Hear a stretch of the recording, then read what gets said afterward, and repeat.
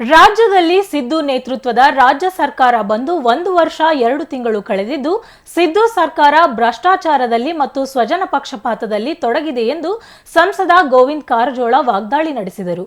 ದಾವಣಗೆರೆಯಲ್ಲಿ ಸುದ್ದಿಗಾರರೊಂದಿಗೆ ಮಾತನಾಡಿದ ಅವರು, ಸಿದ್ದರಾಮಯ್ಯ ಸಾಚಾ ಎಂದು ಹೇಳಿಕೊಳ್ಳುತ್ತಿದ್ದವರು ಇಂದು ಭ್ರಷ್ಟಾಚಾರದಲ್ಲಿ ತೊಡಗಿದ್ದಾರೆ. ಸಿಎಂ ಸಿದ್ದರಾಮಯ್ಯ ಅವರಿಗೆ ಹೇಳಲು ಇಷ್ಟಪಡುತ್ತೇನೆ, ಮೂಡಾ ಹಗರಣ ಮತ್ತು ವಾಲ್ಮೀಕಿ ಹಗರಣದಲ್ಲಿ ತಾವು ಸ್ವಚ್ಛ ಇರುವುದನ್ನು ಸಾಬೀತುಪಡಿಸಲು ಅನುವು ಮಾಡಬೇಕು. ಅಷ್ಟೇ ಅಲ್ಲದೆ ಸಿದ್ದರಾಮಯ್ಯ ತಮ್ಮ ಸಿಎಂ ಸ್ಥಾನಕ್ಕೆ ರಾಜೀನಾಮೆ ಕೊಡಬೇಕೆಂದು ಒತ್ತಾಯಿಸಿದರು. ಕಾಂಗ್ರೆಸ್ ಸರ್ಕಾರ ಅಂದರೆ ಹಗರಣಗಳ ಸರ್ಮಾಲೆ.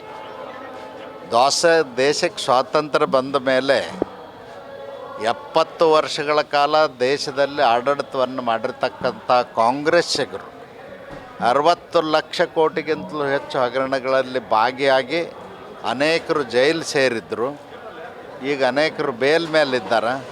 ಇವತ್ತು ಕರ್ನಾಟಕದಲ್ಲಿಯೂ ಕೂಡ ಸಿದ್ದರಾಮಯ್ಯನವ್ರ ಸರ್ಕಾರ ಬಂದು 1 ವರ್ಷ 2 ತಿಂಗಳ ಮೇಲೆ ಆಯಿತು.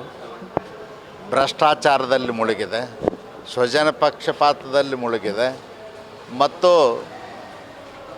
ಯಾರು ನಾನು ಸಾಕ್ಷಾತ್ ಹೇಳ್ಕೊಳ್ತಿದ್ರು ಅವರೆಲ್ಲರೂ ಇವತ್ತು ಭ್ರಷ್ಟಾಚಾರದಲ್ಲಿ ಸಿಗಾಕೊಂಡು ನರಳ್ತಾ ಇದ್ದಾರೆ. ಒಂದು ಎರಡನೇದ್ದು, ಬಹುಶಃ ಕರ್ನಾಟಕದ ಇತಿಹಾಸದಲ್ಲಿನೇ ಪ್ರಜಾಪ್ರಭುತ್ವದ ಆಡಳಿತದಲ್ಲಿ ಯಾವತ್ತೂ ಕೂಡ ಬ್ಯಾಂಕ್ ದರೋಡೆ ಸರ್ಕಾರದಿಂದ ಆಗಿರಲಿಲ್ಲ.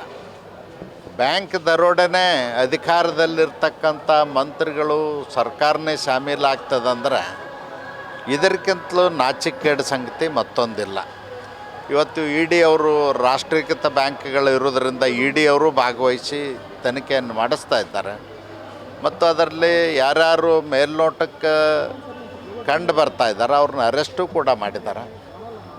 ನಾನು ಈ ಸಂದರ್ಭದಲ್ಲಿ ಸಿದ್ದರಾಮಯ್ಯನವ್ರಿಗೆ ಹೇಳಲಿಕ್ಕೆ ಬಯಸ್ತೇನೆ, ಮೈಸೂರಿನ ಮೂಡಾ ಹಗರಣ ಮತ್ತು ಕರ್ನಾಟಕ ಸರ್ಕಾರದ ವಾಲ್ಮೀಕಿ ನಿಗಮದ ಹಗರಣದಲ್ಲಿ ತಾವು ಸ್ವಚ್ಛ ಇದ್ದೇನಂತ ಸಾಬೀತು ಮಾಡಲಿಕ್ಕೆ ಅನುವು ಮಾಡಿಕೊಡ್ಬೇಕು, ರಾಜೀನಾಮೆ ಕೊಡಬೇಕು ಅಂತ ಒತ್ತಾಯ ಮಾಡಿ. ಸಿದ್ದರಾಮಯ್ಯನವರು ಬರೀ ಸಚಿವರನ್ನಷ್ಟೇ ಅಲ್ಲ,